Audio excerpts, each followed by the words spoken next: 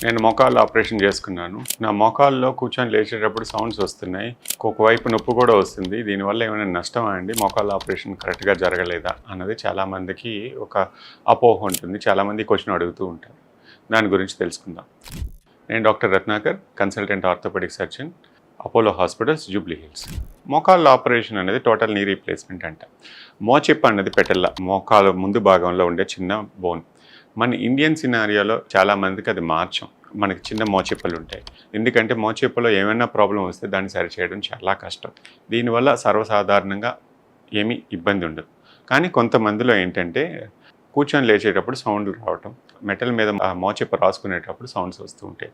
ఇవన్నీ ఏంటంటే కండలో బలం లేనప్పుడు ఆ ఇంబ్యాలెన్స్ వల్ల మోకాలు కరెక్ట్గా ట్రాక్ అవునప్పుడు కూడా వచ్చే అవకాశాలు ఉంటాయి. కొంతమందికి సర్వసాధారణంగా మెటల్ మీద వస్తూ ఉంటుంది.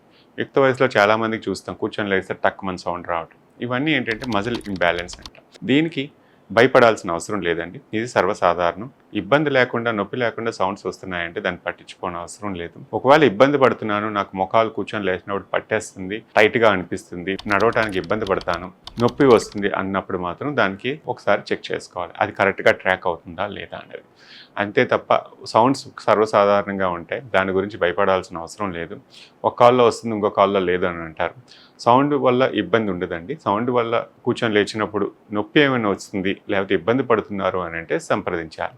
మామూలుగా అయితే చాలామందికి ఎక్సర్సైజ్ చేసిన తర్వాత బయట భాగంలో, మోకాలు బయట భాగంలో కొంచెం పట్టేసినట్టు ఉంటుంది. మేము ఐటీబీ టైట్నెస్ అంటాం. ఈ మోకాలు ట్రాకింగ్ కరెక్ట్గా లేకపోతే ఇన్నర్ థై మజిల్స్ లోపల తొడ భాగంలో కండరాలు వీక్గా ఉండటం వల్ల కూడా ఈ మాల్ ట్రాకింగ్ వచ్చే అవకాశం ఉంటుంది.